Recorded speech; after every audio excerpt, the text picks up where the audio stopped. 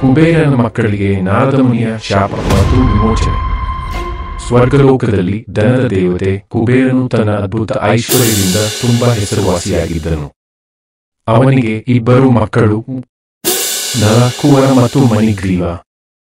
ಇವರಿಬ್ಬರು ಬಹಳ ಸೌಂದರ್ಯಶಾಲಿಗಳು, ಐಶ್ವರ್ಯವಂತರು ಮತ್ತು ಏನನ್ನು ಬೇಕಾದರೂ ಪಡೆಯಬಲ್ಲ ಪ್ರಭಾವಿ ವ್ಯಕ್ತಿತ್ವವನ್ನು ಹೊಂದಿದ್ದರು. ಆದರೆ ಈ ಅತಿ ಐಶ್ವರ್ಯ ಮತ್ತು ಅಹಂಕಾರ ಅತಿಯಾಗಿ ಇವರನ್ನು ದಾರಿ ತಪ್ಪಿಸಿತು. ನಲಕುವರ ಮತ್ತು ಮಣಿಗ್ರೀವ ದಿನವಿಡೀ ಸ್ವರ್ಗದಲ್ಲಿ ನಂದನವನದಲ್ಲಿ ವಿಹರಿಸುತ್ತಾ ಅಪ್ಸರೆಯರೊಂದಿಗೆ ಮಧುಪಾನ ಮಾಡುತ್ತಾ ಪರಿಜ್ಞಾನವಿಲ್ಲದ ಹಾಗೆ ಕಾಲ ಕಳೆದರು.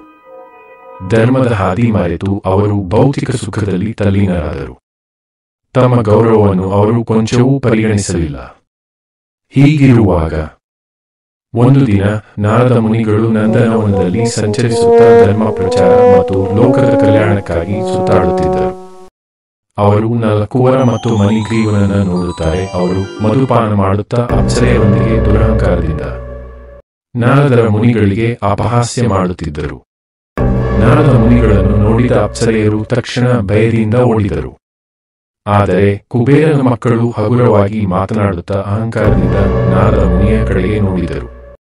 ನಾರದ ಮುನಿ ಇದನ್ನು ನೋಡಿ ಕೋಪದಿಂದ ಹೀಗೆ ಹೇಳಿದರು: ಐಶ್ವರ್ಯ ಕೇವಲ ನಷ್ಟದ ಮೂಲವಾಗಬಾರದು. ನೀವಿಬ್ಬರು ಭೌತಿಕ ಸುಖದಲ್ಲಿ ಮುಳುಗಿ ಪಾಪ ಬುದ್ಧಿಯಿಂದ ವರ್ತಿಸುತ್ತಿದ್ದೀರಿ.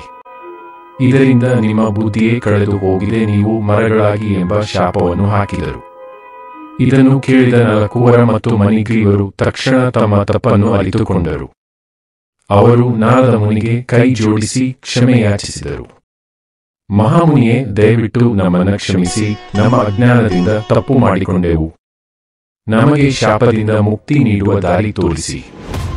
ನಾರದ ಮುನಿಗಳು ದಯಾಳು. ಅವರು ಕಠಿಣ ಶಿಕ್ಷೆ ನೀಡಿದರೂ ಅವರು ಸದಾ ಮೋಕ್ಷ ಮಾರ್ಗವನ್ನು ತೋರಿಸುತ್ತಾರೆ. ನಿಮಗೆ ಶಾಪವನ್ನು ಕೊಟ್ಟಿರುವೆ, ಆದರೆ ನಿಮಗೆ ಇದರಿಂದ ಒಳ್ಳೆಯದೇ ಆಗುತ್ತದೆ. ನಿಮ್ಮ ತಪ್ಪನ್ನು ಶೋಧಿಸಿಕೊಳ್ಳಲು ಮತ್ತು ಮೋಕ್ಷವನ್ನು ಪಡೆಯಲು ಈ ಶಾಪ ನಿಮಗೆ ಅನುಕೂಲವಾಗಲಿದೆ. ನೀವು ಗೋಕುಲದಲ್ಲಿ 2 ಅರವಿಂದ ಮರಗಳಾಗಿ ಹುಟ್ಟಿ ಶ್ರೀಹರಿಯ ಕೃಪೆಯಿಂದ ಪಾಪ ವಿಮೋಚನೆ ಪಡೆಯುವಿರಿ ಎಂದು ಹೇಳಿ ಹೋದರು.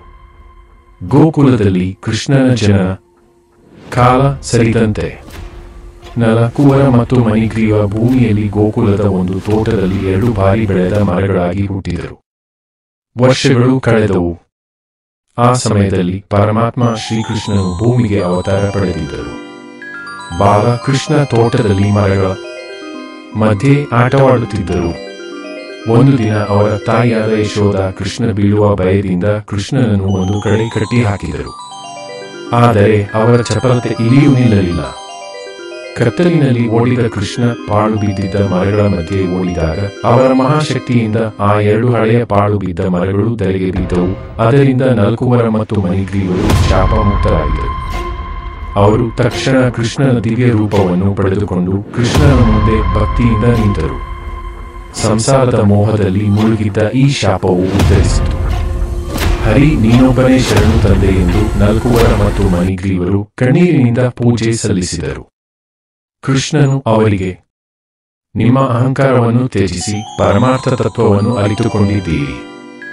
ಈಗ ದೇವಲೋಕಕ್ಕೆ ಮರಳಿರಿ ಮತ್ತು ನಿಮ್ಮ ಜೀವನವನ್ನು ಧರ್ಮ ಮಾರ್ಗದಲ್ಲಿ ನಿಭಾಯಿಸಿ. ಇದನ್ನು ಕೇಳಿದ ಕುಬೇರನ ಮಕ್ಕಳು ಶ್ರೀಕೃಷ್ಣನಿಗೆ ವಂದನೆ ಸಲ್ಲಿಸಿ ಸ್ವರ್ಗಲೋಕಕ್ಕೆ ಮರಳಿದರು. ಐಶ್ವರ್ಯ ಮತ್ತು ಸಂಪತ್ತು ಇದ್ದರೂ ಅದು ಅಹಂಕಾರಕ್ಕೆ ಕಾರಣವಾದರೆ ಅದರಿಂದ ವಿನಾಶವಷ್ಟೇ ಉಂಟಾಗುತ್ತದೆ. ಭಗವಂತನ ಅನುಗ್ರಹದಿಂದ ಯಾವುದೇ ಶಾಪವು ಸಹ ಶುಭವಾಗಿ ಪರಿವರ್ತಿಸಬಹುದು. ಹೆಚ್ಚಿನ ವಿಡಿಯೋಗಳಿಗೆ ಚಾನೆಲ್ ಸಬ್ಸ್ಕ್ರೈಬ್ ಮಾಡಿ. ಧನ್ಯವಾದಗಳು.